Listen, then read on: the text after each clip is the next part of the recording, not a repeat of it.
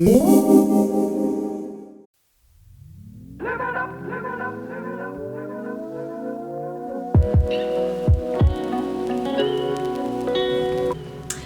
everyone, it's Sasha here. Welcome to It's Sasha's Space. I'm here with Steven Ramos. He is the career guru. Steven is actually a full-time career counselor and a freelance career coach.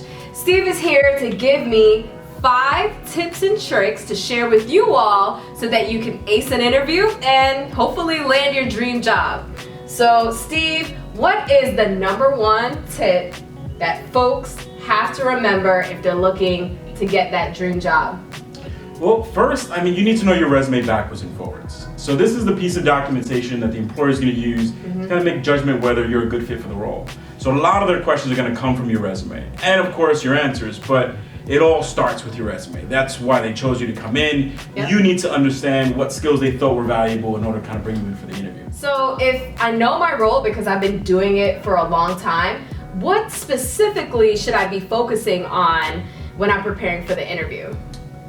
So that's a really great question, because even though you've done the same job, the industry will give you different job duties. So let's say you were a secretary at a bank, right? Okay. That role is going to be more financial. You're going to have to be maybe managing somebody's calendar. That role may vary if you work in entertainment, where you won't have to focus as much on the calendar. You may have to be making flight arrangements or helping them find different material or places to film. So understanding the different variances between the industries will give you a better understanding of what your job really is, what's going to entail day to day. Okay, Steven. So what's the 3rd tip that you have for our viewers? Well, you need to know your strengths. You need to know what you bring to the table. But just saying that you're hardworking and dependable or loyal is really generic and boring, right? Why should somebody believe you just because you say it? So I find what's really useful is to have a strong story that really paints a picture for that person of how you've used that strength and why that was a benefit. You know what? That's something I really struggle with, because when I'm telling a story, it's really hard for me to stay organized. What's a strategy I can use to kind of organize my thoughts when giving a scenario or an example during an interview? That's a really good question, because I think a lot of us, we get really nervous and then we tend to ramble because we don't know where we're going to go. So, yeah, I know.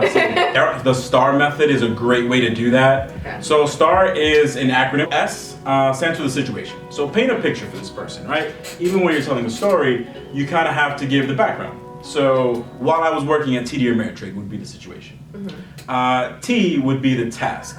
So this particular day, my boss wanted me to schedule X, Y, and Z appointment. So you want to be specific. A would be the action. So for this instance, it may be, well, I was having some difficulty reaching someone to schedule their appointment, and so instead of just emailing and calling, I reached out to a coworker to be able to get in touch with them. Okay. R would be the result. So this is really important, because you performed an action great, but you want to get across that whatever you did had a great result and your boss appreciated it. The result may be, my boss really appreciated the fact that I went the extra mile and found another way to get in touch with this person that was difficult to find. All right, Steve, so what is the 4th tip that you have for our viewers? That's easy. Practice, practice, practice. Whenever I'm working with a new person or a student, I make sure I practice them multiple times. One is your answers may vary from time to time. You also want to get really comfortable with, the stories you want to tell. Okay. I think it's great to practice with different people so you can get a feeling of what points of this story kind of resonate with everybody. So what is the final tip that you have for us? It's a little bit old school, but I think nowadays a lot of people don't bother to send a thank you email after an interview. So you've had this great interview, you think it went really well, but you know what? There's about maybe 10 other people that are going to come in right after you. You don't know how good these other people are. So I think a thank you letter is a great way, one, to just let this person remember who you are. Okay. Right? It's a great piece of etiquette. It's how you're supposed to be doing things.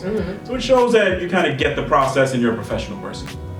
Secondly, it's not always just to thank this person for their time. Yeah. It's a great way to remind them of how awesome you are and all those wonderful things that they liked about you during the interview. Typically during a second paragraph of a thank you letter, I'll kind of sneak in some skills. So I'll phrase it as, it was great speaking with you. Thank you so much for your time. As we discussed during the interview, I feel that my previous experience makes me a great fit for this role because of. Especially because, I've interviewed a lot of people, and sometimes, realistically, because you're so busy, you forget some elements that you really liked. So it's a great way to recap. Just make sure you have a great proofreader, because you definitely don't want to have any grammatical errors in there, because that can cost you a job. Yeah, 100%. Thank you everyone for watching this video. Thank you, Mr. Ramos, for being here with me. It's been awesome hanging out with you. So, Steve, where can we find you? Well, thanks for having me, Sasha. You can find me on LinkedIn, so Steve Ramos. Look for the big bald head. Easy to find. And also, if you want to contact Steve via email, I'm going to list his email address in the description bar. If you like this video, go ahead and give it a thumbs up. And if you want to see more, please make sure you subscribe. Steve, where can we find you?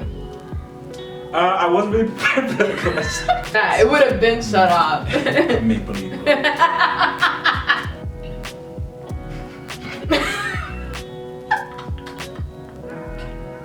Okay. All right. All right.